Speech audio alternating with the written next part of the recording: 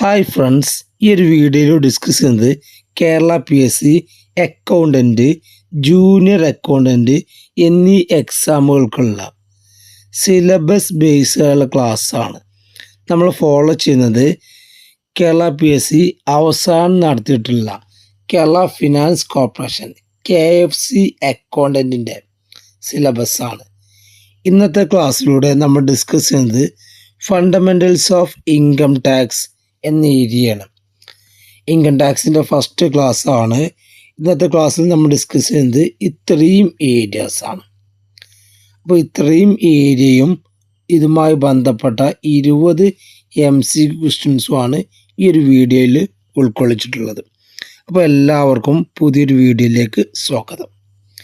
First നമ്മൾ discuss ചെയ്യുന്നത് income tax ആക്ടിനെ കുറിച്ചാണ്. ഇൻകം ടാക്സ് ആക്ട് 1961 ആണ്.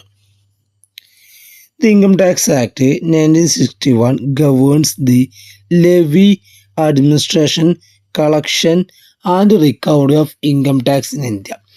ഇന്ത്യയിലെ ഇൻകം ടാക്സിനെ കുറിച്ച് പറയുന്ന നിയമമാണെന്ത് ഇൻകം ടാക്സ് ആക്ട് 1961. അതായത് ആരിൽ നിന്നൊക്കെ എന്ത് കളക്ട് ചെയ്യണം, ടാക്സ് ലെവി ചുമത്തണം, അത് എങ്ങനെ അഡ്മിനിസ്ട്രേഷൻ ചെയ്യണം, എങ്ങനെയൊക്കെ കളക്ട് ചെയ്യണം, എങ്ങനെയൊക്കെ റിക്കവർ ചെയ്യണം എന്നൊക്കെ പറയുന്ന ഇന്ത്യയിലെ ഇൻകം ടാക്സിൻ്റെ നിയമമാണെന്ത് income tax act 1961. Enforced from 1 April 1962. Income tax act 1961 നിലവിൽ വരുന്നത് കെയിം ഇൻ ടു ഫോഴ്സ് എന്നാണ് 1 April 1962. അപ്പോൾ ആക്ട് 1961 നിലവിൽ വരുന്നത് അല്ലേ 1 April 1962. Next income tax rule 1962 ആണ്, 1962. Administered by CBDT, central board of direct tax. അതായത് ഇൻകം ടാക്സ് അഡ്മിനിസ്ട്രേറ്റ് ചെയ്യുന്നത് ആരാണ്? CBDT ആണ്, central board of direct tax ആണ്. ഇന്ത്യയിലെ ഇൻകം ടാക്സിൻ്റെ അപ്പെക്സ് ആൻഡ് അൾട്ടിമേറ്റ് അതോറിറ്റിയാണ് CBDT. അപ്പോൾ ഇൻകം ടാക്സ് കളക്ട് ചെയ്യാനുള്ള അപ്പെക്സ് ആൻഡ് അൾട്ടിമേറ്റ് അതോറിറ്റിയാണ് എന്ത് CBDT, central board of direct tax. ഇത് അണ്ടർ മിനിസ്ട്രി ഓഫ് ഫിനാൻസിൻ്റെ അണ്ടറിലാണ്. അപ്പോൾ CBDT പ്രവർത്തിക്കുന്നത് മിനിസ്ട്രി ഓഫ് ഫിനാൻസിൻ്റെ അണ്ടറിലാണ്. നെക്സ്റ്റ് ഇൻകം ടാക്സ് ആക്ടിൽ 298 സെക്ഷൻസും 23 ചാപ്റ്റേഴ്സും 14 ഷെഡ്യൂളുകളാണുള്ളത്. അപ്പോൾ ഇൻകം ടാക്സ് ആക്ടിലുള്ളത് 298 സെക്ഷൻസും 23 ചാപ്റ്ററും 14 ഷെഡ്യൂളുകളാണ്. അപ്പോൾ ഇൻകം ടാക്സ് ആക്ടുമായി ബന്ധപ്പെട്ട കാര്യങ്ങൾ കൃത്യമായിട്ട് മനസ്സിലാക്കാം. നെക്സ്റ്റ് നമ്മൾ ഡിസ്കസ് ചെയ്യുന്ന കുറേ ടേമുകളാണ്, ബേസിക് കോൺസെപ്റ്റാണ്. അതിൽ ഫസ്റ്റ് പറയുന്നത് അസസ്മെൻറ്റ് ഇയർ ആണ്. അസസ്മെൻറ്റ് ഇയറിൻ്റെ സെക്ഷൻ വരുന്നത് 2 സബ്സെക്ഷൻ 9 ആണ്. അപ്പോൾ സെക്ഷൻ കൃത്യമായിട്ട് മനസ്സിലാക്കുക. 2 സബ്സെക്ഷൻ 9 എന്ത് വരുന്നത് അസസ്മെൻറ്റ് ഇയർ വരുന്നത്. അസസ്മെൻറ്റ് ഇയർ കൊണ്ട് അർത്ഥമാക്കുന്നത് പീരിയഡ് ഓഫ് 12 months ആണ്, ഒരു 12 മാസ കാലാവധിയാണ്. സ്റ്റാർട്ട് ചെയ്യുന്നത് 1 April ആണ്, കമ്മിങ് ടു എൻഡ് 31 March ആണ്. അപ്പോൾ 1 April മുതൽ 31 March വരെയുള്ള ഒരു 12 മാസ കാലാവധിക്കാണ് എന്ത് പറയുന്നത് അസസ്മെൻറ്റ് ഇയർ എന്ന് പറയുന്നത്. Income of previous year is assessed in assessment year. അതായത് നമ്മൾ അല്ലേ പ്രീവിയസ് ഇയറത്തെ ഇൻകത്തിനാണ് ഇത് കൊടുക്കേണ്ടത്, അസസ്മെൻറ്റ് ഇയറിൽ ടാക്സ് കൊടുക്കേണ്ടത്. അതായത് ഇപ്പോഴത്തെ അസസ്മെൻറ്റ് ഇയർ എന്നാണ് 2025-26 ആണ്. അപ്പോൾ പ്രീവിയസ് ഇയറോ 24-25 ആണ്. അപ്പോൾ ഈ ഒരു വർഷം നമ്മൾ ടാക്സ് കൊടുക്കേണ്ടത് 24-25 എന്ന പ്രീവിയസ് ഇയറത്തെ ടാക്സ് ആണ് ഈ വർഷം കൊടുക്കേണ്ടത്. അപ്പോൾ അസസ്മെൻറ്റ് ഇയർ എന്ന് പറഞ്ഞാൽ 12 മാസ കാലാവധിയാണ്. തുടങ്ങുന്നത് April 1 മുതലാണ്, എൻഡ് ചെയ്യുന്നത് 31 March വരെയാണ്. ഓക്കെ ആണല്ലോ. ആ കാര്യം കൃത്യമായിട്ട് മനസ്സിലാക്കാം. നെക്സ്റ്റ് ആണ് പ്രീവിയസ് ഇയർ. പ്രീവിയസ് ഇയറിൻ്റെ സെക്ഷൻ 3 ആണ്. Previous year means the financial year immediately preceding the assessment year. Assessment ഇയറിന് തൊട്ട് മുമ്പത്തെ ഇയർ, ഇമ്മീഡിയറ്റ്ലി പ്രിസീഡിങ് തൊട്ട് മുമ്പത്തെ വർഷം അല്ലേ. ഇപ്പോൾ പ്രീവിയസ് ഇയർ ഏതാണ്? 2024-25 assessment year 25-26 previous year 24-25 okay ആണല്ലോ. വളരെ എളുപ്പത്തിൽ മനസ്സിലാക്കാൻ പറ്റുന്ന രണ്ട് കോൺസെപ്റ്റാണ് അസസ്മെൻറ്റ് ഇയറും പ്രീവിയസ് ഇയറും. പ്രീവിയസ് ഇയറുമായി ബന്ധപ്പെട്ട വളരെ പ്രധാനപ്പെട്ട ഒരു കോൺസെപ്റ്റാണ് ആക്സിലറേറ്റഡ് അസസ്മെൻറ്റ്. ആക്സിലറേറ്റഡ് അസസ്മെൻറ്റ് കൊണ്ട് അർത്ഥമാക്കുന്നത് നമ്മളിപ്പോൾ 2025-26 നമ്മളുടെ അസസ്മെൻറ്റ് ഇയർ. ഈ ഒരു അസസ്മെൻറ്റ് ഇയറിൽ നമ്മൾ ടാക്സ് കൊടുക്കുന്നത് ഏതാണ്? 2024-2025 പ്രീവിയസ് ഇയർത്തെ ടാക്സാണ് ഒരാൾ കൊടുക്കുക. പക്ഷെ ചില കേസുകളിൽ ഇയാൾ ഈ ഒരു വർഷത്തെ ഇൻകത്തിന് ആ വർഷം തന്നെ ടാക്സ് കൊടുക്കേണ്ടതായിട്ട് വരും. അതിനാണ് നമ്മൾ ആക്സിലറേറ്റഡ് അസസ്മെൻറ്റ് ഇയർ എന്ന് പറയുന്നത്. അപ്പോൾ ഏത് പ്രീവിയസ് ഇയറിലാണോ അയാൾ ഇൻകം ഏൺ ചെയ്തത് ആ പ്രീവിയസ് ഇയർ തന്നെ അയാൾ ടാക്സ് കൊടുക്കാൻ ബാധ്യസ്ഥൻ ആയിരിക്കും. ഒരു അസസ്മെൻറ്റ് ഇയർ വരെ വെയിറ്റ് ചെയ്യേണ്ട ആവശ്യമില്ല. അത്തരം സിറ്റുവേഷനെയാണ് നമ്മൾ എന്ത് പറയുന്നത്? ആക്സിലറേറ്റഡ് അസസ്മെൻറ്റ് ഇയർ എന്ന് പറയുന്നത്. Assessment of income immediately in the same previous year without waiting for next assessment year. അപ്പോൾ നമ്മൾ ഏത് വർഷമാണോ അല്ലേ, ഏത് പ്രീവിയസ് ഇയറിലാണോ ഇൻകം ഏൺ ചെയ്തത് ആ പ്രീവിയസ് ഇയറിൽ നിന്ന് കൊടുക്കുക, ടാക്സ് കൊടുക്കുക without waiting next assessment year. അടുത്തൊരു അസസ്മെൻറ്റ് ഇയർ വരെ വെയിറ്റ് ചെയ്യേണ്ട ആവശ്യമില്ല. നെക്സ്റ്റ്, എന്തിനാണ് ഇങ്ങനെ ഇൻകം ആക്സിലറേറ്റ് ചെയ്യുന്നത്? അതിൻ്റെ പർപ്പസ് എന്താണ്? To protect revenue when the assessee may not be traceable. അല്ല, ചില കേസിൽ ഒരു അസസിയുടെ ഇൻകം ട്രേസ് ചെയ്യാൻ കഴിയില്ല. ഇപ്പം നമ്മൾ ഒരു കൊല്ലമൊക്കെ വെയിറ്റ് ചെയ്ത് കഴിഞ്ഞാൽ അയാൾക്ക് എത്രമാത്രം ഇൻകം ഉണ്ടെന്ന് കൃത്യമായിട്ട് ട്രേസ് ചെയ്യാൻ കഴിയില്ല. ഇത് തടയാൻ വേണ്ടിയാണ് എന്ത് ചെയ്യുന്നത്? ആക്സിലറേറ്റഡ് അസസ്മെൻറ്റ് ഉപയോഗിക്കുന്നത്.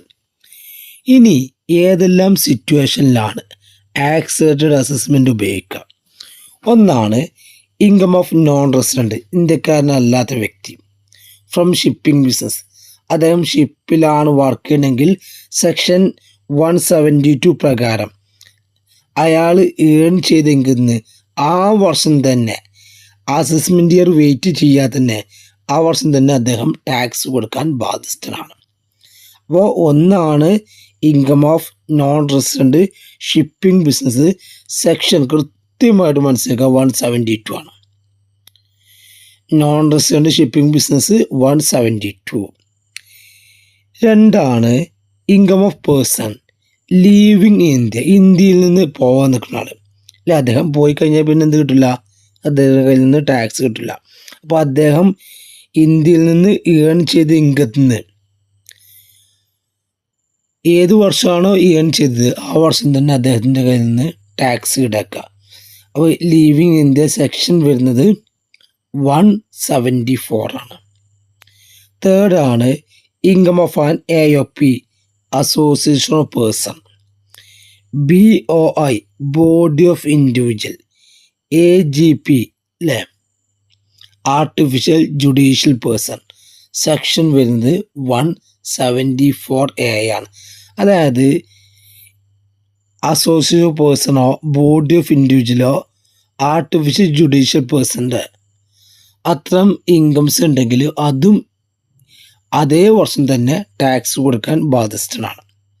നെക്സ്റ്റ് ആണ് transfer of property to avoid tax.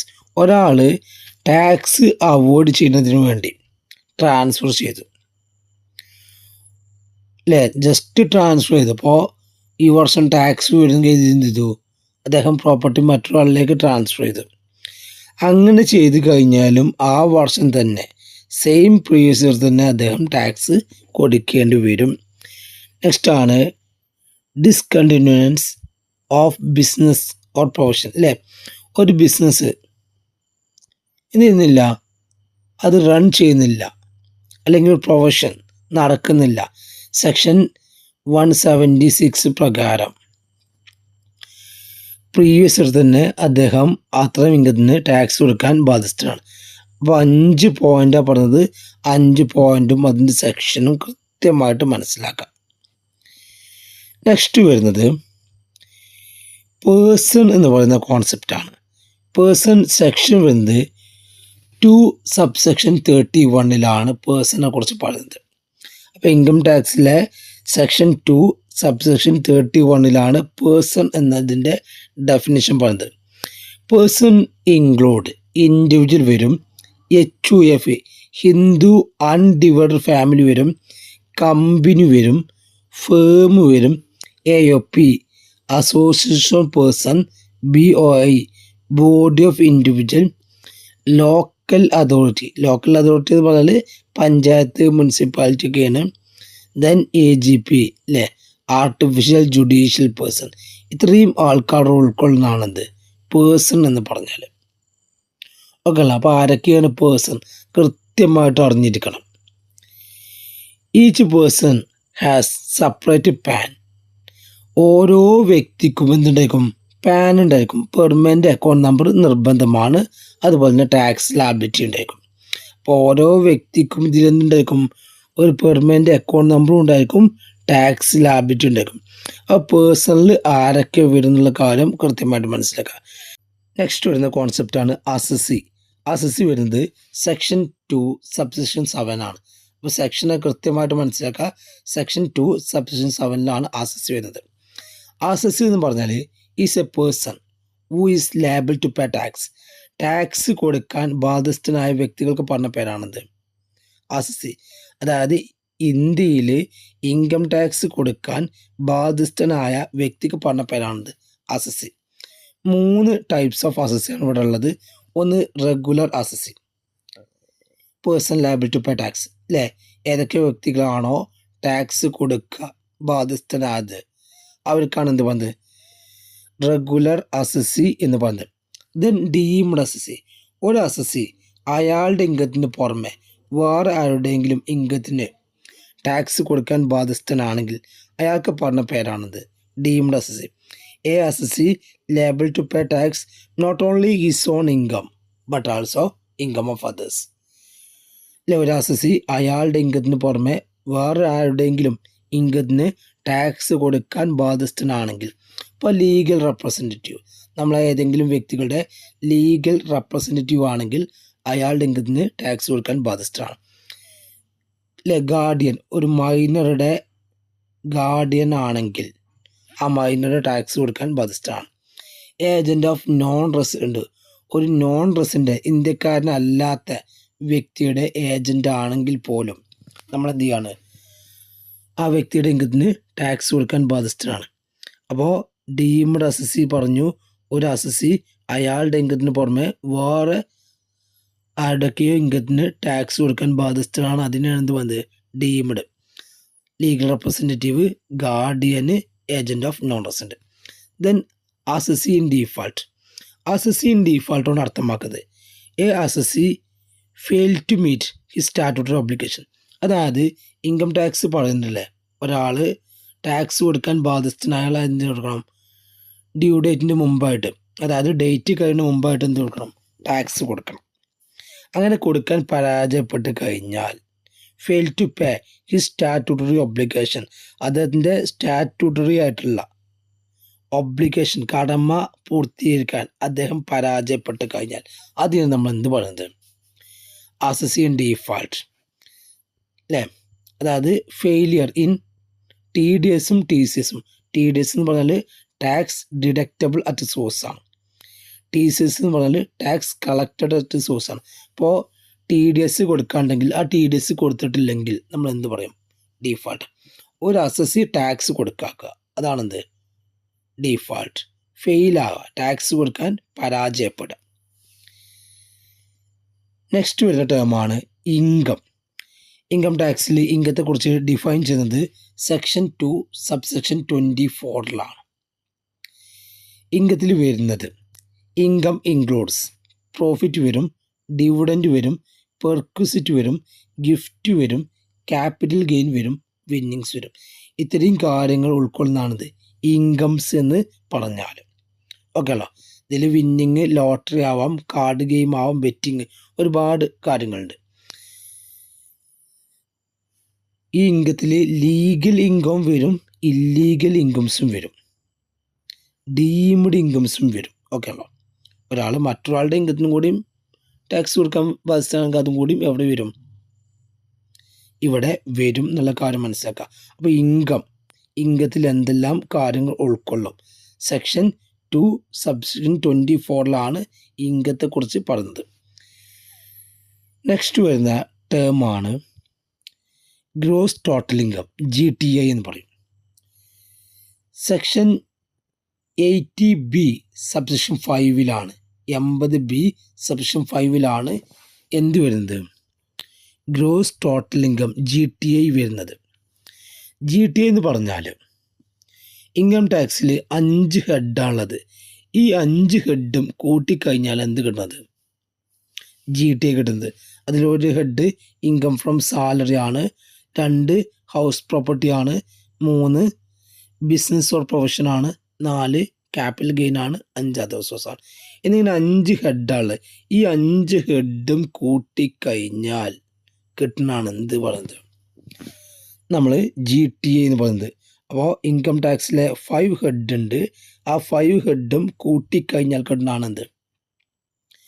Gross total income അല്ലേ? Income under 5 head before 6A പറയുന്ന ഡിഡക്ഷൻസ് കൊടുക്കുന്ന മുമ്പ്, അതായത് സെക്ഷൻ 80C മുതൽ 80U വരെയുള്ള ഡിഡക്ഷൻ കുറക്കുന്നതിൻ്റെ മുമ്പുള്ള ഇൻകാണത് ഗ്രോസ് ടോട്ടൽ ഇൻകം. അപ്പോൾ ജസ്റ്റ് 5 ഹെഡും കൂട്ടിക്കഴിഞ്ഞാൽ എന്ത് കിട്ടും? GTI കിട്ടും എന്നുള്ള കാര്യം കൃത്യമായിട്ട് മനസ്സിലാക്കാം. നെക്സ്റ്റ് ആണ് ടോട്ടൽ ഇൻകം.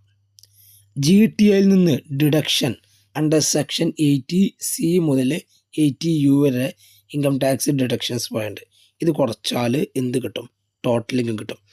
ടോട്ടൽ ഇൻകം വരുന്നത് സെക്ഷൻ 2 സബ്സെക്ഷൻ 45 അപ്പോൾ GTIയിൽ നിന്ന് ഡിഡക്ഷൻസ് 80C മുതൽ 80U വരെ ഈ ഡിഡക്ഷനൊക്കെ ഡീറ്റെയിൽഡ് ആയിട്ട് പഠിക്കണം. നമുക്ക് അടുത്തൊരു ക്ലാസ്സിൽ ഇതിൻ്റെ കാര്യങ്ങൾ ഡിസ്കസ് ചെയ്യാം. നെക്സ്റ്റ് ഇൻകം ടാക്സ് റേറ്റ് ആണ് സ്ലാബ് റേറ്റ്. നിലവിൽ 2 സ്ലാബ് റേറ്റ് ഉണ്ട്. ന്യൂ ടാക്സ് റീജിമും ഓൾഡ് ടാക്സ് റീജിമും. അതിൽ ന്യൂ ടാക്സ് റീജിമാണ് നമ്മൾ ആദ്യം നോക്കുന്നത്. ന്യൂ ടാക്സ് റീജിം വരുന്നത് 115 BSCയിലാണ്. ന്യൂ ടാക്സ് റീജിം വരുന്നത് 115 BACയിലാണ്. അതിൻ്റെ സ്ലാബ് റേറ്റ് ഇങ്ങനെയാണ്. ഫസ്റ്റ് 3 lakh നില്ലാണ്, 0% ആണ്. നെക്സ്റ്റ് 3 to 6 lakh 5% ആണ്. 6 to 9 lakh 10% ആണ്. 9 to 12 lakh 15% ആണ്. 12 to 15 lakh 20,000 ആണ്. എബോവ് 15 lakh അപ്പോൾ 15 ലക്ഷത്തിന് മുകളിൽ 30% അപ്പോൾ ഓരോന്നും 5% കൂടി വരികയാണ്, കൃത്യമായിട്ട് മനസ്സിലാക്കാം. നെക്സ്റ്റ് ഒരാളുടെ ഇൻകം 7 ലക്ഷത്തിന് താഴെയാണെങ്കിൽ അയാൾക്ക് റിബേറ്റ് കിട്ടും. 18(7)A പ്രകാരം റിബേറ്റ് ചെറിയൊരു ഇളവ് കിട്ടും. ന്യൂ ടാക്സ് റേജിം പ്രകാരം ഒരാളുടെ ടോട്ടൽ ഇൻകം 7 ലക്ഷത്തിന് താഴെയാണെങ്കിൽ അദ്ദേഹത്തിന് എന്ത് കിട്ടും? റിബേറ്റ്, അതായത് ടാക്സിൽ നിന്ന് ഒരു ഇളവ് കിട്ടും. മാക്സിമം എത്രയാണ് ഇളവ് കിട്ടുക? 25,000 ആണ്. അപ്പോൾ ഒരാളുടെ ഇൻകം 7 ലക്ഷത്തിന് താഴെയാണെങ്കിൽ 25,000 രൂപ മാക്സിമം അയാൾക്ക് ന്യൂ ടാക്സ് റീജിം പ്രകാരം എന്ത് കിട്ടും? ഇളവ് ലഭിക്കും. നെക്സ്റ്റ് ന്യൂ ടാക്സ് റീജിം പ്രകാരം ഒരുപാട് എക്സംഷൻസും ഡിഡക്ഷൻസും എന്ത് ചെയ്തിട്ടുണ്ട്, നോട്ട് അലൗഡ് ആക്കിയിട്ടുണ്ട്. അതായത് ഇത്തരം ഡിഡക്ഷൻസ് എന്ത് ചെയ്യില്ല, കിട്ടില്ല. ഒരാൾക്ക് ന്യൂ ടാക്സ് ഇൻ റീജിയൻ പ്രകാരം ഒരുപാട് ഡിഡക്ഷൻസ് ലഭിക്കില്ല. അത് ഏതൊക്കെയെന്ന് നോക്കാം. Not available under the new regime. New regime പ്രകാരം എന്തില്ല, അവൈലബിൾ അല്ല. ഒന്നാണ് 80C. അതിലെ എല്ലാ കാര്യങ്ങളും LIC ആണെങ്കിലും PPF ആണെങ്കിലും NC നാഷണൽ സേവിങ് സ്കീമൊക്കെ ആണെങ്കിലൊക്കെ അതൊന്നും എന്ത് കിട്ടില്ല, ന്യൂ റീജിയൻ പ്രകാരം ഈ ഡിഡക്ഷൻസ് ഒന്നും ലഭിക്കില്ല. ദെൻ 80D മെഡിക്കലാണ്, അതും കിട്ടില്ല. ഹൗസ് റെൻ്റ് അലവൻസിൻ്റെ ഡിഡക്ഷനും ന്യൂ റീജിയനിൽ കിട്ടില്ല. ലീവ് ട്രാവൽ അലവൻസ് ലഭിക്കില്ല. ഹോം ലോൺ ഇൻട്രസ്റ്റിന് ഡിഡക്ഷൻ ലഭിക്കില്ല. 80Gയിലെ ഡൊണേഷൻസ് ഒന്നും എവിടെ കിട്ടില്ല, ന്യൂ റീജിയനിൽ അലൗഡ് അല്ല. ദെൻ TTAയും TTBയും ഒന്നും അലൗഡ് അല്ല. സ്റ്റാൻഡേർഡ് ഡിഡക്ഷന് ഇപ്പോൾ അലൗഡ് ആണ്. സ്റ്റാൻഡേർഡ് ഡിഡക്ഷൻ സാലറിയിലാണ് 50,000 രൂപ അല്ലേ, 50,000 ആണിത് സ്റ്റാൻഡേർഡ് ഡിഡക്ഷൻ, അത് അലൗഡ് ആണ് കേട്ടോ. ഇത്രയും കാര്യങ്ങൾ അലൗഡ് അല്ല. അത് ജസ്റ്റ് ഒന്ന് മനസ്സിലാക്കിയാൽ മതി. ഇത്രയും കാര്യങ്ങൾ ന്യൂ ടാക്സ് റീജിയൻ പ്രകാരം അലൗഡ് അല്ല. എന്നിരുന്നാലും കുറച്ച് കാര്യങ്ങൾ അലൗഡ് ഉണ്ട്. അപ്പോൾ എന്തൊക്കെയാണ് ന്യൂ ടാക്സ് റീജിയൻ പ്രകാരം അലൗഡ് ആയിട്ടുള്ള ഡിഡക്ഷൻസ്? ഏതൊക്കെ ഡിഡക്ഷൻസ് ആണ് ലഭിക്കുക ന്യൂ ടാക്സിൽ? അതിൽ വരുന്നതാണ് employer's NPS contribution. National pension സ്കീമാണ്. നാഷണൽ പെൻഷൻ സ്കീമിലേക്ക് കോൺട്രിബ്യൂട്ട് ചെയ്ത് കഴിഞ്ഞാൽ 80CC-D പ്രകാരം ഡിഡക്ഷൻ ലഭിക്കും. ട്രാൻസ്പോർട്ട് അലവൻസ് ഫോർ ഡിസേബിൾഡ് എംപ്ലോയിക്ക് ട്രാൻസ്പോർട്ട് അലവൻസ് ഡിഡക്ഷൻ ലഭിക്കും. കൺവീനിയൻസ് ഫോർ ഒഫീഷ്യൽ പർപ്പസിനുള്ള കൺവീനിയൻസ് അലവൻസിന് ഡിഡക്ഷൻ ലഭിക്കും. ഗ്രാറ്റുവിറ്റിക്കുള്ള എക്സംഷൻ ലഭിക്കും. ലീവ് എൻകാഷ്മെൻറ്റിന് എക്സംഷൻ ലഭിക്കും. VRS വളണ്ടറി റിട്ടയർമെൻറ്റ് സ്കീമിന് സെക്ഷൻ 10 സബ്സെക്ഷൻ 10C പ്രകാരം എന്ത് കിട്ടും, ഡിഡക്ഷൻ ലഭിക്കും. അപ്പോൾ ഇവിടെ ഏതിനൊക്കെ ഡിഡക്ഷൻ ലഭിക്കുമെന്നും ഏതിനൊക്കെ ഡിഡക്ഷൻ ലഭിക്കില്ല എന്നുള്ള കാര്യം കൃത്യമായിട്ട് മനസ്സിലാക്കുക. Next old tax region. അപ്പോൾ ഇപ്പോഴും കൂടുതലും ഫോളോ ചെയ്യുന്നത് എന്ത് തന്നെയാണ്, ഓൾഡ് ടാക്സ് റീജിയൻ തന്നെയാണ്. അപ്പോൾ നമ്മൾ എക്സാമിനൊക്കെ കൂടുതൽ പ്രാധാന്യം നൽകേണ്ടത് ഓൾഡ് ടാക്സ് റീജിയനാണ്. തിയറി എന്ത് അറിയണം, ന്യൂ റീജിയനെ കുറിച്ചും അറിഞ്ഞിരുന്നാലും കൂടുതൽ പ്രോബ്ലമൊക്കെ വരും എന്ത് തന്നെയാണ്, ഓൾഡ് റീജിയൻ പ്രകാരം തന്നെയാണ്. ഇവിടെ ഓൾഡ് ടാക്സ് റീജിയൻ വരുന്നത് അല്ലേ, അപ് ടു 2.5 lakh 0 ആണ്, നില്ലാണ്. Then 2.5 to 5 lakh 5%. Then 5 lakh to 10 lakh 20%. Above 10 lakh 30%. ഇതാണ് ഓൾഡ് റീജിയൻ. 2 ലക്ഷം വരെ ഇല്ല, 2 to 5 ലക്ഷം വരെ 5%, 5 to 10 ലക്ഷം വരെ 20%, എബവ് 10 ലക്ഷം 30%. Then rebate. ഓൾഡ് റീജിയൻ പ്രകാരം റിബേറ്റ് കിട്ടുക അപ് ടു 5 ലക്ഷം വരെയാണ്. ന്യൂ റീജിയനിൽ എത്രയാണ്, 7 ലക്ഷം വരെ കിട്ടും. ഓൾഡ് റീജിയനിൽ 5 ലക്ഷമാണ്. ന്യൂ റീജിയനിൽ മാക്സിമം എമൗണ്ട് 25,000 ആയിരുന്നു. ദെൻ ഇവിടെ അല്ലേ ഓൾഡ് റീജിയൻ എത്രയാണ്, 12,500 ആണ്.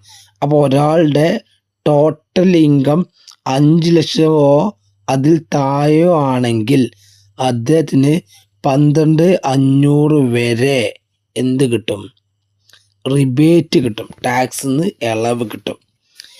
ഇവിടെ ഡിഡക്ഷൻസ് ഒക്കെ അലൗഡാണ്, എല്ലാ ഡിഡക്ഷൻസും അലൗഡാണ്. ഓക്കെ ആണല്ലോ. നെക്സ്റ്റ് വരുന്ന കോൺസെപ്റ്റാണ് സർചാർജ് ആൻഡ് സെസ്. സർചാർജ് കൊണ്ട് അർത്ഥമാക്കുന്നത് അഡീഷണൽ ചാർജ് എന്നാണ്. ഒരാളുടെ ടോട്ടൽ ഇൻകം 50 ലക്ഷത്തിൽ മുകളിൽ വരുമ്പോഴാണ് സർചാർജ് വരിക. അപ്പോൾ 50 ലക്ഷം വരെ എന്തില്ല, സർചാർജ് ഇല്ല. 50 ലക്ഷത്തിൽ കൂടുതലാണെങ്കിൽ എന്ത് വരും? സർചാർജ് വരും. സർചാർജിൻ്റെ സ്ലാബ് റേറ്റ് നോക്കാം. 50 ലക്ഷം ടു 1 കോടി വരെ 10%. 1 കോടി മുതൽ 2 കോടി വരെ 15%. 2 കോടി മുതൽ 5 കോടി വരെ 20%. 5 കോടിക്ക് മുകളിൽ 37%. ഇതാണ് സർചാർജിൻ്റെ റേറ്റ്. ഇത് ഓൾഡ് റേജിം പ്രകാരമുള്ള റേറ്റാണ്. ഇനി ന്യൂ റേജിമിൽ ചെറിയൊരു മാറ്റമുണ്ട്. മാക്സിമം സർചാർജ് എത്രയാണ്? 25% ആണ്. ഇവിടെ 37% എന്നുള്ളത് റിമൂവ് ചെയ്തിട്ടുണ്ട്. അപ്പോൾ 2 കോടിക്ക് മുകളിൽ ആണെങ്കിൽ എത്രയാണ്? 25%. അപ്പോൾ ഇതുവരെ ഉള്ളൂ ഇവിടെ അല്ലേ. മോർ ദാൻ 2 crore എത്രയാണ്? 25% ആണ്. അപ്പോൾ എന്ത് റിമൂവ് ചെയ്തു? 37% റിമൂവ് ചെയ്തു. ഏതിൽ? ന്യൂ റേജിമിൽ. Next health and education cess 4%. കൃത്യമായിട്ട് മനസ്സിലാക്കുക. ഹെൽത്ത് ആൻഡ് എഡ്യൂക്കേഷൻ സെസ് വരുന്നത് 4%. ഈ ഒരു ക്ലാസ്സിൽ നമ്മൾ എന്താണ് ഇൻകം ടാക്സ് ആക്ട്, അതുമായി ബന്ധപ്പെട്ട പ്രധാനപ്പെട്ട കോൺസെപ്റ്റുകളും പറഞ്ഞു. ഇനി നമ്മൾ നോക്കാൻ പോകുന്നത് ഇന്ന് ഡിസ്കസ് ചെയ്ത ഏരിയയുമായി ബന്ധപ്പെട്ട ഒരു 20 MCQ ക്വസ്റ്റ്യൻസ് ആണ്. Question number 1. Which of the following is not included in the definition of person under section 2 subsection 31? താഴെ കൊടുത്തിട്ടുള്ളതിൽ പേഴ്സൺ എന്ന് പറഞ്ഞ ഡെഫിനിഷനിൽ വരാത്തത് ഏതാണ്? പേഴ്സൺ എന്ന് പറഞ്ഞ ഡെഫിനിഷൻ വരുന്നത് സെക്ഷൻ 2 സബ്സെക്ഷൻ 31 ഈ ഒരു ഡെഫിനിഷനിൽ വരാത്തതാണ് ചോദ്യം. ഓപ്ഷൻ എ വരുന്നത് ഫേം ആണ്. പേഴ്സൺ എന്ന് പറഞ്ഞ ഡെഫിനിഷനിൽ വരുന്നതാണ് ഫേം. ഓപ്ഷൻ ബി കമ്പനിയാണ്. പേഴ്സണിൽ ഇൻക്ലൂഡ് ചെയ്തതാണ് കമ്പനി. ഓപ്ഷൻ സി ഇൻഡിവിജ്വൽ ആണ്. പേഴ്സൺ എന്ന് പറഞ്ഞ ഡെഫിനിഷനിൽ വരുന്നതാണ് ഇൻഡിവിജ്വലും. Option d registered society only ആണ്. ഇത് പേഴ്സൺ എന്ന് പറഞ്ഞ ഡെഫിനിഷനിൽ വരില്ല. ഇവിടെ ആൻസർ ഇതാണ്. ഓപ്ഷൻ ഡി ആണ്, registered society only. Move to next question. Question number 2. Total income is defined under which section? ഏത് സെക്ഷനിലാണ് ടോട്ടൽ ഇൻകം TA കുറിച്ച് ഡിഫൈൻ ചെയ്യുന്നത്? ഇതിൻ്റെ ആൻസർ വരുന്നത് ഓപ്ഷൻ ബി ആണ്. സെക്ഷൻ 2 സബ്സെക്ഷൻ 45 എന്ത് വരുന്നത് TA കുറിച്ച് പറയുന്നത്. ഇതിൽ ഓരോ ഓപ്ഷനും പറയാം. Section 2 subsection 24 ഇങ്കാണ്. ഇങ്കത്തെ കുറിച്ചാണ് ഡിഫൈൻ ചെയ്യുന്നത്. ദെൻ സെക്ഷൻ 80B ഒരു സബ്സെക്ഷൻ 5 ഉണ്ട്. GTA ആണ്, ഗ്രോസ് ടോട്ടൽ ഇൻകം ആണ്. സെക്ഷൻ 80B സബ്സെക്ഷൻ 5 ആണ്, gross total income. Then section 115 BAC അല്ലേ, ന്യൂ ടാക്സ് റീജിമാണ്. Move to next question. Question number 3. ഒരു അസേർഷൻ റീസണിങ് ക്വസ്റ്റ്യൻ ആണ്. അസേർഷൻ വരുന്നത് income tax rules have the same power as income tax act. Income tax റൂളിന് എന്തുണ്ട്? Income tax ആക്ടിൻ്റെ same power ഉണ്ട് എന്നാണ് അസേർഷൻ വരുന്നത്. റീസൺ ഇതാണ്. Rules are issued by CBDT, central board of direct tax ആണ് എന്ത് ഇഷ്യൂ ചെയ്തിട്ടുള്ളത്? റൂൾസ് ഇഷ്യൂ ചെയ്ത്. ഇത് കറക്റ്റാണ്. റീസൺ കറക്റ്റാണ്. അസേർഷൻ പറയുന്നത് income tax rule have same power of income tax act. Income tax ആക്ടിൻ്റെ സെയിം പവർ എന്തിനില്ല? ഇൻകം ടാക്സ് റൂളിന് ഇല്ല. അപ്പോൾ ഇത് തെറ്റായിട്ടുള്ള ഒരു അസേർഷനാണ്. അതായത് ഇൻകം ടാക്സ് ആക്ടിൻ്റെ സെയിം പവർ എന്തിനില്ല? ഇൻകം ടാക്സ് റൂളിനില്ല, ആക്ടിനാണ് കൂടുതൽ പവർ ഉള്ളത്. അപ്പോൾ ഇവിടെ ആൻസർ വരുന്നത് അല്ലേ, അസേർഷൻ ഫാൾസും റീസൺ ട്രൂ ആണ്. ഓപ്ഷൻ സി ആണ് correct answer. Move to next question. Question number 4. Total income is computed after. എന്തിനു ശേഷമാണ് ടോട്ടൽ ഇൻകം കാണുക? Adding deduction. ഓപ്ഷൻ എ വരുന്നത് ആഡിങ് ഡിഡക്ഷൻ ആണ്. അല്ല. ഓപ്ഷൻ ബി വരുന്നത് deducting deduction under chapter 6A ഇതാണ് ഇതിൻ്റെ ആൻസർ. അപ്പോൾ ഡിഡക്റ്റിംഗ് ആണെന്ത്, ഡിഡക്ഷനാണ്. അതായത് GTA-യിൽ നിന്ന് 80C മുതൽ 80U വരെയുള്ള ഡിഡക്ഷൻ കുറച്ചതാണെന്ത്, ടോട്ടൽ ഇൻകം. അപ്പോൾ ഇവിടെ ആൻസർ വരുന്നത് ഓപ്ഷൻ ബി ആണ്. Move to next question number 5. Under the new tax regime, under section 150 BAC, rebate under section 87A is available up to income of. അതായത് new tax റീജിമിൽ rebate എത്ര വരെയാണ്, income എത്ര വരെ ആകുമ്പോഴാണ് നമുക്ക് റിബേറ്റ് കിട്ടുക, ഇൻകം ടാക്സിൽ നിന്നൊരു ഇളവ് കിട്ടുകയാണെന്ത്, റിബേറ്റ്. ഇവിടെ ആൻസർ വരുന്നത് ഓപ്ഷൻ സി ആണ്, 7 ലക്ഷമാണ്. ന്യൂ ടാക്സ് റീജിമിൽ 7 ലക്ഷമാണ്. ഓൾഡ് റീജിം ആണെങ്കിൽ 5 ലക്ഷമാണ്. കൃത്യമായിട്ട് മനസ്സിലാക്കുക. ന്യൂ ടാക്സ് റീജിം പ്രകാരം റിബേറ്റ് 7 ലക്ഷം, ഓൾഡ് ടാക്സ് റീജിം പ്രകാരം റിബേറ്റ് എത്രയാണ്, 5 ലക്ഷത്തിനും താഴെ, 5 ലക്ഷം അല്ലെങ്കിൽ അതിൽ താഴെ. ഇവിടെ 7 ലക്ഷം അല്ലെങ്കിൽ അതിന് താഴെ ആകുമ്പോഴാണ് എന്ത് കിട്ടുക, റിബേറ്റ് കിട്ടുക. ന്യൂ ടാക്സ് റീജിം പ്രകാരം മാക്സിമം റിബേറ്റ് 25,000 ആണ് കിട്ടുക. ദെൻ ഓൾഡ് ടാക്സ് റീജിം പ്രകാരം റിബേറ്റ് കിട്ടുക 12,500 5 ലക്ഷം വരെ 12,500 റിബേറ്റ് കിട്ടുക. Move to next question number 6. Consider the following statement regarding previous year. താഴെ നൽകിയുള്ളത് പ്രീവിയസുമായി ബന്ധപ്പെട്ട കുറച്ച് സ്റ്റേറ്റ്മെൻ്റ് ആണ്. അതിലേതൊക്കെ സ്റ്റേറ്റ്മെൻ്റ് ആണ് കറക്റ്റ് എന്നാണ് ചോദ്യം. Statement 1, previous year means financial year immediately preceding the assessment year. കറക്റ്റാണ്. പ്രീവിയസ് ഇയർ എന്ന് പറഞ്ഞാൽ ഫിനാൻഷ്യൽ ഇയർ ആണ്. അസസ്മെൻറ്റ് ഇയറിന് തൊട്ട് മുമ്പത്തെ ഫിനാൻഷ്യൽ ഇയറിന് പറഞ്ഞ പേരാണെന്ത്, previous year. Then statement 2, previous year start on April and end 31 March. ഈ സ്റ്റേറ്റ്മെൻറ്റും കറക്റ്റാണ്. ഏപ്രിൽ 1 മുതൽ 31 മാർച്ച് വരെയാണ് previous year. Section 3 defines previous year. Section 3-ലാണ് പ്രീവിയസ് ഇയർ കുറിച്ച് ഡിഫൈൻ ചെയ്തത്, അതും കറക്റ്റാണ്.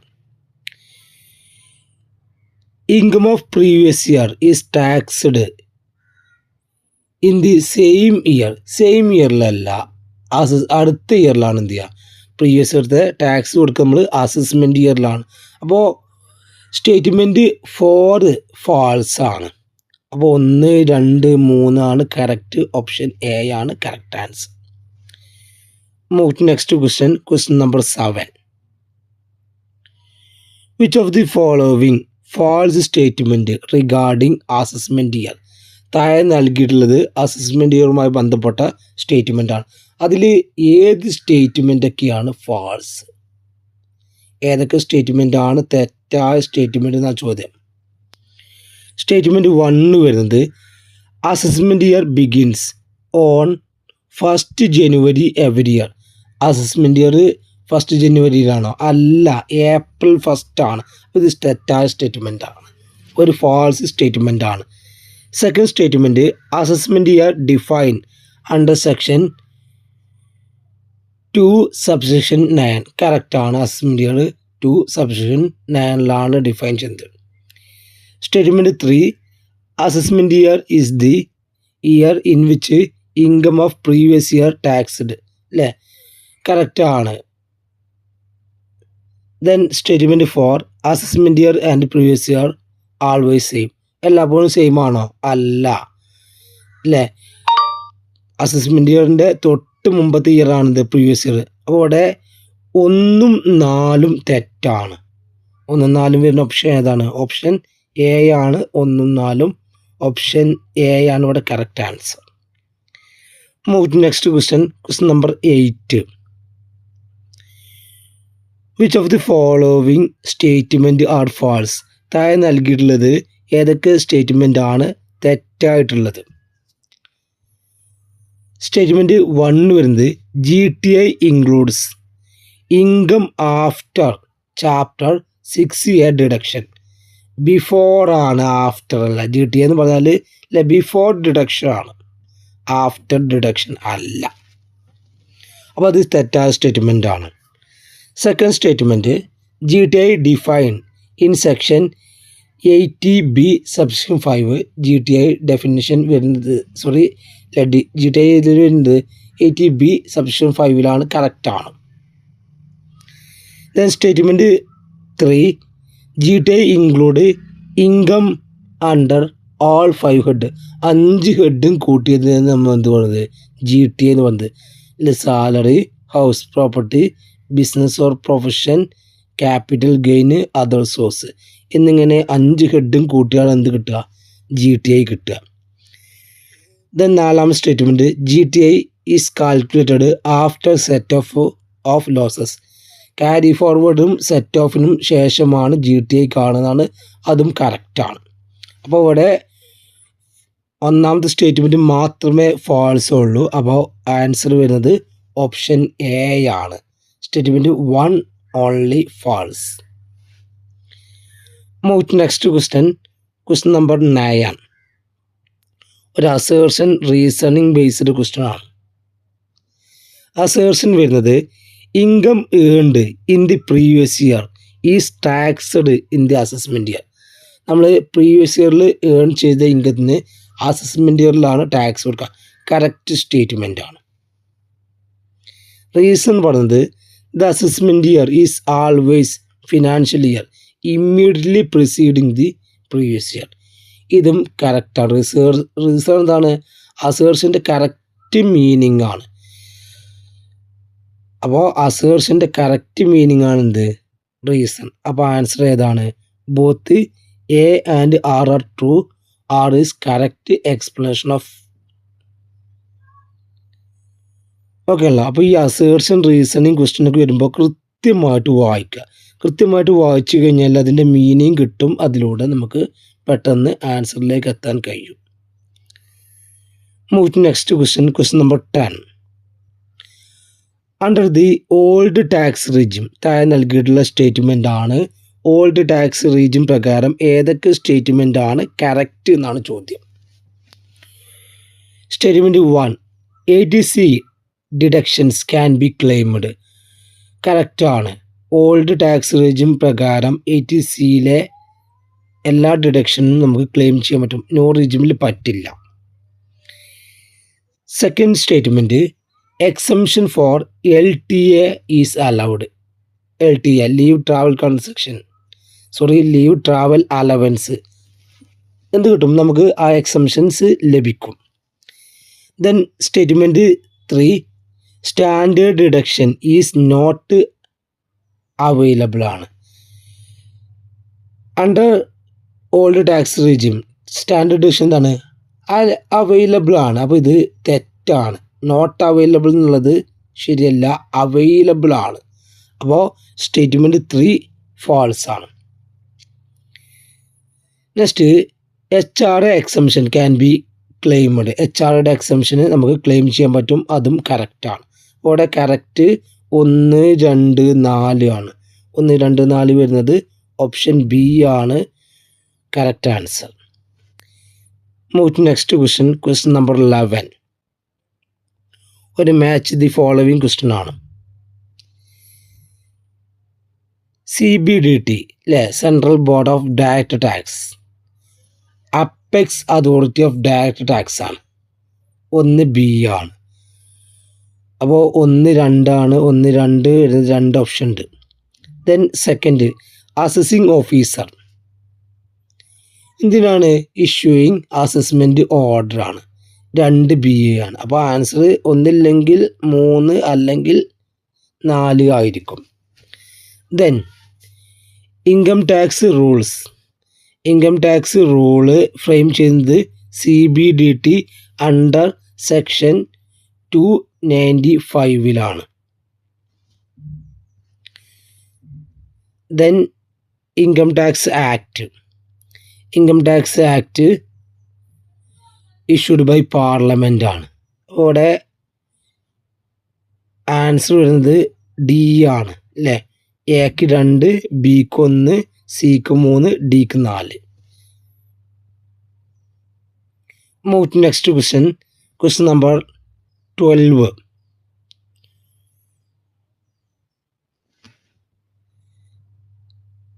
താഴെ 4 സ്റ്റേറ്റ്മെൻറ്റ് നൽകിയിട്ടുണ്ട്. ഏതൊക്കെ സ്റ്റേറ്റ്മെൻ്റ് ആണ് കറക്റ്റ് എന്നാണ് ചോദ്യം. Statement a, assessment year is the year in which income of previous year taxed. കറക്റ്റാണ്, സ്റ്റേറ്റ്മെൻറ്റ് കറക്റ്റാണ്. Second statement, previous year always come after assessment year. Previous year എപ്പോഴും അസസ്മെൻറ്റ് ഇയറിന് ശേഷമാണ് വരിക. തെറ്റാണ്, ബിഫോർ ആണ് അല്ലേ? Just preceding the assessment year ആണെന്ത്? Previous year. അസസ്മെൻറ്റ് ഇയറിൻ്റെ തൊട്ട് മുമ്പത്തെ വർഷമാണെന്ത്? Previous year. Then c, previous year generally from 1st April to 31st March. കറക്റ്റാണ്. Then assessment year also run April 1st to 31st. Assessment ഇയറും എന്ത് തന്നെയാണ്? April 1 മുതൽ 31st March ആണ്. അപ്പോൾ ഇവിടെ സെക്കൻഡ് സ്റ്റേറ്റ്മെൻറ്റ് മാത്രമാണ് ഫാൾസ്. അപ്പോൾ അവിടെ വരുന്നത് ഏതൊക്കെയാണ്? എ, സി, ഡി ആണ് ആർ ട്രൂ ആണ് കറക്റ്റ്. ഓപ്ഷൻ എ ആണ് correct answer. Move to next question. Question number 13. The following statements are correct general fact about assessee. താഴെ നൽകിയിട്ടുള്ളത് അസസിയുമായി ബന്ധപ്പെട്ട സ്റ്റേറ്റ്മെൻ്റ് ആണ്. അതിൽ ശരിയായ പ്രസ്താവനകൾ ഏതൊക്കെയെന്നാണ് ചോദ്യം. Statement 1, all persons are assessee. എല്ലാ വ്യക്തികളും അസസിയാണെന്ന് പറയുന്നത് അത് തെറ്റായൊരു പ്രസ്താവനയാണ്. Second statement, all assessees are person. കറക്റ്റാണ്, എല്ലാ അസസി എന്താണ്? പേഴ്സൺ ആണ്. Third, assessee is defined under section 2 subsection 7. കറക്റ്റാണ്, അസസിയെ ഡിഫൈൻ ചെയ്യുന്നത് സെക്ഷൻ 2 സബ്സെക്ഷൻ 7ലാണ്. Statement 4, assessee include deemed assessee. അസസിയുടെ ഭാഗമാണെന്ത്? Deemed assessee. ഇവിടെ ശരിയായ പ്രസ്താവനകൾ 2, 3, 4. ഓപ്ഷൻ ബി ആണ് correct answer. Move to next question. Question number 14. From which assessment year did new regime become default tax regime? അതായത് ന്യൂ ടാക്സ് റീജിമിൽ ഏത് അസസ്മെൻറ്റ് ഇയറിനെയാണ് ഡീഫാൾട്ട് ഇയർ ആക്കിയിട്ട് കൺസിഡർ ചെയ്യുന്നത്? അപ്പോൾ ഏത് അസസ്മെൻറ്റ് ഇയർ ആണ് ഡീഫാൾട്ട്? ഇതിൻ്റെ ആൻസർ വരുന്നത് ഓപ്ഷൻ ഡി ആണ്. അസസ്മെൻറ്റ് ഇയർ 2024, 2025 ആണെന്ത്? ഡീഫാൾട്ട് അസസ്മെൻറ്റ് ഇയർ ആയിട്ട് കൺസിഡർ ചെയ്യുന്നത്. അപ്പോൾ ഏത് അസസ്മെൻറ്റ് ഇയർ ആണ് ഡീഫാൾട്ട് എന്ന് ചോദിച്ചു കഴിഞ്ഞാൽ ന്യൂ ടാക്സ് റെജിം പ്രകാരം 2024, 2025 ആണ് default. Move to next question. Question number 15. Under which section can income of a non resident shipping business be assessed immediately upon arrival of the ship? നമ്മൾ accelerated assessment എന്ന് പറഞ്ഞ concept പറഞ്ഞിരുന്നു. അതിൽ non resident shipping business ഏത് സെക്ഷനിലാണെന്നാണ് ചോദ്യം. അപ്പോൾ non resident shipping business വരുന്നത് ഏത് സെക്ഷനിലാണ്? ഓപ്ഷൻ എ വരുന്നത് 144 ആണ്. ഓപ്ഷൻ ബി സെക്ഷൻ 172 ആണ്. ഓപ്ഷൻ സി സെക്ഷൻ 147 ആണ്. ഓപ്ഷൻ ഡി സെക്ഷൻ 143 സബ്സെക്ഷൻ 3 ആണ്. ഇതിൻ്റെ ആൻസർ വരുന്നത് 172 ആണ്. അപ്പോൾ ഓപ്ഷൻ ബി ആണ് correct answer, 172. Accelerated assessment year എല്ലാം 172, 173, 174. ഈ 70 എബോ ആണ്, ആ കാര്യം മനസ്സിലാക്കുക. Move to next question. Question number 16. A person who fails to default TDS is known as. TDS tax deductible at source കൊടുക്കാൻ പരാജയപ്പെട്ട വ്യക്തിക്ക് എന്താണെന്നാണ് പറയുന്നത് ചോദ്യം. ഓപ്ഷൻ എ വരുന്നത് regular assessee. Option B deemed assessee. Option C assessee in default. Option D non resident assessee. അപ്പോൾ ഇവിടെ വരുന്ന ആൻസർ ഓപ്ഷൻ സി ആണ്, അസസി ഇൻ ഡീഫാൾട്ട്. അപ്പോൾ ഒരു പേഴ്സണ് TDS കൊടുക്കാൻ പരാജയപ്പെട്ട് കഴിഞ്ഞാൽ അയാൾക്ക് പറയപ്പെടുന്ന പേരാണ് assessee in default. Move to next question number 17. Legal representative of a deceased person is. അതായത് ഒരു ഡിസീസ്ഡ് പേഴ്സൻ്റെ ലീഗൽ റെപ്രസെൻറ്റേറ്റീവ്സിന് പറയുന്ന പേരാണ്. ഓപ്ഷൻ എ വരുന്നത് regular assessee, option B deemed assessee, option C assessee in default, option d not an assessee. അപ്പോൾ legal representative എന്താണ്? ഒരു ഡീംഡ് അസസിയാണ്. ലീഗൽ റെപ്രസെൻറ്റേറ്റീവ് ഡീംഡ് അസസിയാണ്. ആൻസർ ഓപ്ഷൻ ബി ആണ്. Move to next question number 18. Surcharge on income tax.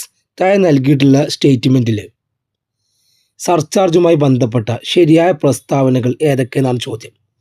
Statement 1, applies when income exceed 50 lakh. Surcharge apply ചെയ്യുന്നത് income 50 ലക്ഷത്തിന് മുകളിൽ കൂടുമ്പോഴാണ്. കറക്റ്റ് സ്റ്റേറ്റ്മെൻ്റ് ആണ്. ഒരാളുടെ ടോട്ടൽ ഇൻകം 50 ലക്ഷത്തിൽ കൂടുമ്പോഴാണ് അവിടെയാണ് എന്ത് ചെയ്യുക, സർചാർജ് വരിക. Then statement 2, is levied on income not tax. തെറ്റായ സ്റ്റേറ്റ്മെൻ്റ് ആണ്. സർചാർജ് എന്താണ്? അഡീഷണൽ ചാർജാണ്. അത് ടാക്സിൻ്റെ മുകളിൽ ചുമത്തുന്നതാണ്, ഇൻകത്തിൻ്റെ മുകളിൽ അല്ല.